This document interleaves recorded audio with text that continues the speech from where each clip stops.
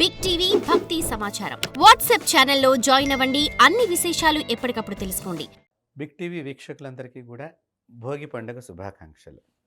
మనం భోగి పండుగ ఎందుకు చేసుకోవాలి, ఎలా చేసుకోవాలి, భోగి పండుగన గల విశేషం ఏమిటి అనేది కనుక మనం ఆలోచన చేసినట్లయితే ఇక్కడ ముఖ్యంగా ఈ భోగి పండుగ, సంక్రాంతి, కనుమ ఇవి మూడు కూడా వరుసగా వచ్చేటువంటి విశేషమైనటువంటి పండుగలు. దీనిలో సంక్రాంతి అంటే పెద్దల పండగ అని అర్థం. కాబట్టి ఈ పెద్దల పండగ రోజున కంటే కూడా ముందరి రోజే మనం చక్కగా ఇంటిని పరిశుభ్రం చేసుకోవాలి. అదే రోజున భోగి పండుగ, మనం భోగి మంటలన్నీ వేస్తూ ఉంటాం. ఎందుకు ఈ భోగి మంటలు వేస్తారు అంటే ఇంటిలో ఉన్న పాత కలప, చెక్కలు, మంచాలు ఇరిగిపోయినవి అవన్నీ మనం ఏంటి దేనికైనా ఉపయోగపడతాయని దాస్తూ ఉంటారు. మన భారతీయుల్లో చాలా వరకు ఏదో రకంగా పాడైపోయిన దాన్ని కూడా ఉపయోగించాలనే ఆలోచన మన వాళ్ళకి ఎక్కువ. ఈరోజు ఈ సమాజంలో ఎలా తయారైంది అంటే యూజ్ అండ్ త్రో, అంటే ఏదైనా ఒకసారి వాడేసే దాన్ని పడేసే. దాంతో తయారీదారుడు లాభపడవచ్చు, లేదా షాప్స్ పెట్టుకుని దాన్ని అమ్మేటువంటి వారు లాభపడవచ్చు. దానివల్ల రెండు రకాలైనటువంటి ప్రమాదాలు సంభవిస్తున్నాయి. కారణం ఏంటయ్యా అంటే ఆ ప్రమాదాలు కొంతమంది వాళ్ళని చూసి వీళ్ళు నేర్చుకోవటం, దీని గురించి అప్పులు చేయటం, అప్పులు తీర్చలేకపోవటం. వాళ్ళ ఇంట్లో పెద్ద టీవీ ఉంది, మన ఇంట్లో పెద్ద టీవీ ఉండాలి, లేదా వాళ్ళ ఇంట్లో పెద్ద మంచం ఉంది, మన ఇంట్లో పెద్ద. ఇలా చేయటం మూలకంగా కొన్ని అనవసరమైన సమస్యలు వస్తున్నాయి. ముఖ్యంగా అదొక విషయం. రెండవది, పాడు కాకపోయినా నేను కొత్తగా మళ్ళీ మోడల్ మార్చానని చెప్పుకుంటానికి చేసేటువంటి కొంతమంది వలన ప్రకృతిలో ఉన్న చెట్లన్నీ కూడా చంపివేయబడుతున్నాయి. దయచేసి మీరు దీనిలో ఉన్న గొప్ప అర్థాన్ని ఆలోచన చేసి చెట్లను రక్షించండి, చెట్లను కాపాడుకుందాము. భావి తరాలకి మంచి భవిష్యత్తు ఉండాలి అంటే, మంచి జీవితం ఉండాలంటే మనము ఉన్న చెట్లని కాపాడుకోవాలి. అది మనం తెలుసుకోవాలి. పండుగ రోజున ఏం చెయ్యాలి అంటే మంచి పనులు చేయాలి, మంచి విషయాలను తెలుసుకోవాలి. అదే మనం మన ఛానల్ ద్వారా ఇప్పుడు తెలుసుకోబోతున్నాం. భోగి పండుగ విశేషత. ఈ భోగి పండుగ రోజున సహజంగా ఇంట్లో ఉన్నటువంటి పాత చెక్కలన్నీ తీసుకొచ్చి ఇంటి ముందర పెట్టి మంట పెడతారు. ఎందుకు అంటే చలి వాతావరణాన్ని తగ్గించడానికి ఒక ప్రయోజనకరమైనటువంటిది. అక్కడి నుంచి ఉత్తరాయణం వస్తుంది. ఈ ఉత్తరాయణంలో కొంత వేడి పుట్టించేటువంటి శక్తి ఉన్నది ఉత్తరాయణానికి. కాబట్టి ఆ వేడికి ముందరగా మనం ప్రిపేర్ అవ్వటానికి, ముందరగా మనం తయారుగా ఉండటానికి ఈ భోగి పండుగ మనల్ని అందరినీ కూడా మొట్టమొదటిగా సంసిద్ధుల్ని చేసేటువంటి పండుగే భోగి పండుగ. అందువలన భోగి రోజున అగ్నికి దగ్గరగా ఉంటాము. రాబోయే అగ్ని సంబంధమైన సూర్యశక్తిని మన శరీరము గుర్తించాలి అని చెప్పి ఈ భోగి పండుగ రోజున భోగి మంటలు వేయటంలో ఉన్న గొప్ప అంతరార్థము. అదొక విషయం. రెండవ విషయం ఏంటంటే ఇంట్లో ఉన్నటువంటి పాత కలప చాలా మటుకు దాచేస్తాం మనం, ఏదో ఉపయోగపడుతూ పోయిన. దీనివల్ల ఒక్కొక్కసారి చెద ఏర్పడుతుంది, ఇంట్లో బొద్దింకలు వస్తాయి కొన్ని. అందుకని మన పూర్వీకులు ఏం చేసేవారంటే ఇలాంటి సూక్ష్మజీవులు పెరగకుండా ఉండటానికి దాచినా, మధ్యలో ఏదైనా ఉపయోగపడినా మళ్ళీ దానిలో కూడా చిన్న చిన్న కట్టె ముక్కలు కూడా దాచిపెట్టేవారు, ఏ రోజుకి ఏదైనా ఉపయోగపడుతుందేమో అన్నట్టుగా. సో భోగి పండుగ రోజున మొత్తం ఇల్లంతా శుభ్రం చేయడానికి ఈ పాతవన్నీ తీసి తగలపెట్టడంలో ఉన్న అంతరార్థం అది ఒకటి. మొదటిది, రాబోయే రోజులు వేడిగా ఉంటున్నాయి అని మొట్టమొదటిగా నిన్ను నువ్వు వేడి వాతావరణానికి అలవాటు పడటానికి భోగి మంట వేయటం. రెండవది, ఇంట్లో ఉన్నటువంటి పాతదనాన్ని పోగొట్టి కొత్తదనాన్ని రేపటి నుంచి నింపుకో. సో రేపు ఏమో జరుగుతోంది, సంక్రాంతి. క్రాంతి అంటే వెలుగు. సో ఆ వెలుగును, కొత్త వెలుగును నింపుకోవటానికి మొదటి రోజునే పాత దాన్ని తీసివేయి అని చెప్తోంది శాస్త్రం.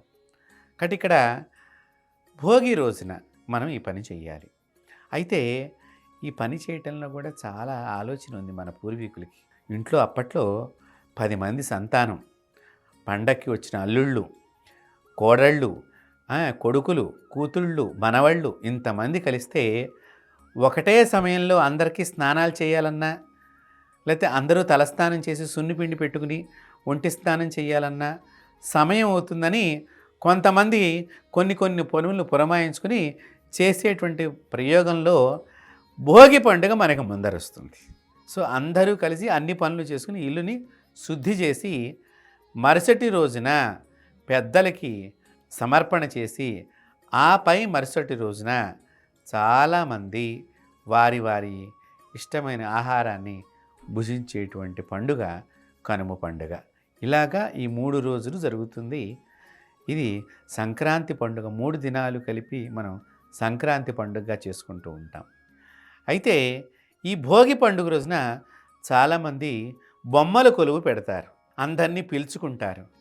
పిలుచుకుని ఆ బొమ్మల కొలువులో ఒక్కొక్క మెట్టుకి 9 మెట్లండి బొమ్మల కొలువు.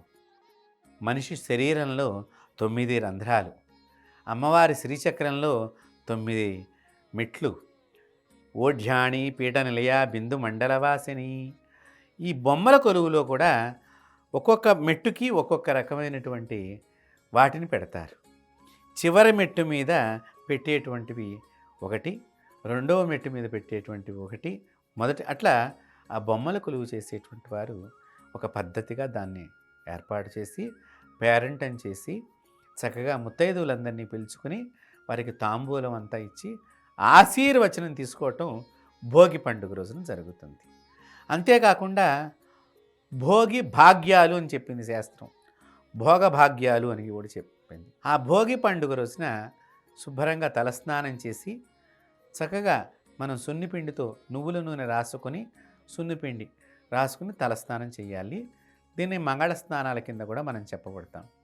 ఈ నువ్వుల నూనె ఎందుకు రాసుకోవాలి అని ఆలోచన చేసినట్లయితే, ఇప్పుడు మీరు ఇక్కడ నువ్వుల నూనె రాశారనుకోండి, ఈ రాసిన నూనె లోపల ఎముక దాకా వెళ్ళగలిగే శక్తి ఒక్క నువ్వుల నూనెకి మాత్రమే ఉంటుంది. అందువలన శనికి అంత బలము. అందుకని శనికి ప్రీతికరమైన ధాన్యము నువ్వులు. అలాగే నాగదేవతకి ప్రీతికరమైన పదార్థము నువ్వులు. అందుకని నాగుల చవితి రోజున కానీ, నాగపంచమి రోజున కానీ, పుట్టలో పాలు పోసేటప్పుడు కానీ చిమిలి అనే ప్రసాదాన్ని మనం చేస్తూ ఉంటాం. నువ్వులు, ఆవు పాలు, బెల్లము వేసి దంచి చక్కగా మంగళవారం రోజున కానీ నాగాభిషేకం చేసుకున్నప్పుడు, అలాగే ఈ యొక్క శని దానం దోషం పోవటానికి కానీ శనివారం రోజున నువ్వులు దానం చేస్తూ ఉంటాం. నువ్వులు లోపల దాకా వెళతాయి, నూనె దాని ప్రభావము. అందుకని నరాలకి శక్తి పెరుగుతుంది, ఎముకలకి బలం పెరుగుతుంది. కాబట్టి ఆ నువ్వుల నూనె రాసుకోవటంలో అంతరార్థం అది. మన వాళ్ళు ఒక్కొక్క దానికి ఒక్కొక్క శక్తిని పెట్టారండి. ఆ పెట్టడం మూలకంగా ఆ శక్తి శరీరానికి తగలాలి. ఇలాగా ప్రాతకాలం చక్కగా సున్నిపిండి స్నానం అంతా అయిన తర్వాత కొత్త బట్టలు ధరించి భగవంతుడి సన్నిధానంలో పూజ చేసిన తర్వాత కొత్త బియ్యముతో, అప్పుడే ఇంటికి పొలం నుంచి వచ్చిన బియ్యంతో, కొత్త బెల్లంతో పొంగలి వండి భోగి రోజున పొంగల్ చేస్తాం. అది భగవంతుడికి నైవేద్యం చేసి మనం ప్రసాదం కింద మన ఇంట్లో ఉన్న బంధువులందరితో కలిసి భోజనం చేస్తాం. అది భోగి పండుగ రోజున జరిగే కార్యక్రమం. ఈ భోగి పండుగ రోజున సాయంత్రం పూట కొంతమంది ఇళ్లల్లో భోగి పళ్ళు పోయటము. చాలామందికి భోగి పళ్ళు పోయటంలో అంతరార్థం తెలియదు. ఈ భోగి పళ్ళల్లో కూడా చాలా విశేషం ఉన్నది. భోగి పళ్ళు అంటే ఏవో కొత్త పండేమో అనుకుంటారు అందరూ, కానీ రేగి పండునే భోగి పండు అని అంటారు. ఈ రేగి పండు సూర్యుడి యొక్క శక్తిని తీసుకొచ్చి మన శరీరంలో ఎక్కువ నింపుతుంది. రేగి పళ్ళు ఈ శక్తిని తీసుకుని, అందుకని ఈ భోగి పళ్ళు పోయటం చిన్నపిల్లలకి పోస్తూ ఉంటారు. సహజంగా కొంతమంది 5 సంవత్సరాల దాకా చేస్తారు. మనం 10-15 సంవత్సరాల పిల్లలకు కూడా భోగి పళ్ళు పోయవచ్చు. కానీ 1 సంవత్సరం పోసి ఆపకూడదు. వరుసగా 3 సంవత్సరాలు కానీ 5 సంవత్సరాలు కానీ ఈ భోగి పళ్ళు పోయాలి. 2వ సంవత్సరం ఆపకూడదు. రెండో సంవత్సరం కూడా పొయ్యాలి, మూడో సంవత్సరం కూడా పొయ్యాలి. ఈ భోగి పళ్ళు అంటే ఏంటి, భోగి పళ్ళు ఎందుకు పోస్తారు అని ఆలోచన చేసినట్లయితే, భోగి పళ్ళు అంటే రేగిపళ్ళు, అలాగే దానిలో కొన్ని నానబెట్టిన శనగలు, కొన్ని పువ్వులు, బంతి పువ్వులు ఎక్కువగా వేస్తూ ఉంటారు. లేనప్పుడు ఏదైనా మీ ఇంట్లో ఉండేటువంటి చామంతి పువ్వులో గులాబీ పువ్వులో దానిలో కలపవచ్చు. కానీ అప్పుడు బంతి పువ్వులు బాగా పూసే కాలము నార, బంతి నార అని కూడా అంటారు. అంటే ఏంటంటే ఎక్కువ కాలము బంతి చెట్టు నివసించే వృక్షంలో ఒకటిగా, పువ్వుల చెట్లల్లో ఆ జాతిలో ఎక్కువగా గట్టిది అన్నట్టుగా చెప్పడం జరిగింది. ఆ మనిషి కూడా అంత గట్టిగా ఉండాలి అని ఈ బంతి పూల రెక్కల్ని, పువ్వు రెక్కల్ని తీసేసి శనగలు, నానబెట్టిన శనగలు, రేగిపళ్ళు, ఇంకా చెప్పాలి అంటేనండి రాగి బిళ్ళలు, రాగి కాయిన్స్ కానీ లేకపోతే రాగి రౌండ్గా చేసిన బిళ్ళలు కానీ వేసి అవి అన్నీ కలిపి ఒక ఇనప పాత్రలో వెయ్యాలి. అంటే పూర్వకాలం ధాన్యాన్ని కొలిచేటువంటి పాత్రలు ఉంటాయి. ఈ ధాన్యం అంటే సోల, గిద్ద ఇలాగా మంచి ఇనుముతో చేసేవాళ్ళంటే చాలా స్ట్రాంగ్గా ఉంటాయి, అవి బలంగా కూడా ఉంటాయి. ఇలాంటివి పెద్ద సోల, చిన్న సోల, గిద్ద అనేటువంటి పూర్వం కొలిచేటువంటి పాత్రలు అవన్నీ కూడా. అలాంటి దానిలో ఇవన్నీ వేసి ఆ పిల్లవాడి చుట్టూ కానీ ఆ పిల్ల చుట్టూ కానీ ఇట్లా ముమ్మారు క్లాక్ వైజ్లో, యాంటీ క్లాక్ వైజ్లో దిష్టి తీసి ఆ పిల్లాడి నెత్తి మీద ఇలా బోర్లిచ్చి పోస్తారు. అయితే ఈ పోసేటువంటి వాటిల్లో ఏమేమి కలపాలి అంటే ఇందాక చెప్పినట్టుగా రేగిపళ్ళు, బంతి పువ్వు తీసినటువంటి రెక్కలు, నానబెట్టిన శనగలు, రాగి బిళ్ళలు కానీ, ఇప్పుడు మనం ఇనుముతో తయారు చేయబడినటువంటి రూపాయి బిళ్ళలు, 2 రూపాయి బిళ్ళలు కూడా కలపచ్చు, తప్పు లేదు. అవి కాకుండా బియ్యము కూడా దానిలో వెయ్యాలి, ధాన్యం వెయ్యాలి. ఇవి వేసి, ఇవి సోలలో వేసి దిష్టి తీసేసి ఆ పిల్లాడి మీద పొయ్యటం మూలకంగా ఇవి కింద పడితే మనం తీసేసేసి ఇంటి చాకలికి ఇస్తాము. అంటే ఏంటంటే చాకలి చెయ్యి చాలా మంచిదండి. వాళ్ళ జాతి ఎంత గొప్పదంటే అంత గొప్ప జాతి. వారి చేత్తో సర్వ దోషాలు తొలగిపోతాయి. అందుకనే పూర్వము మన ఇంటి మనుషులు అనేటువంటి వాళ్ళల్లో చాకలి వాళ్ళని కూడా మనం పెట్టుకునే వాళ్ళము. చాలా గొప్ప జాతి వాళ్ళంటండి.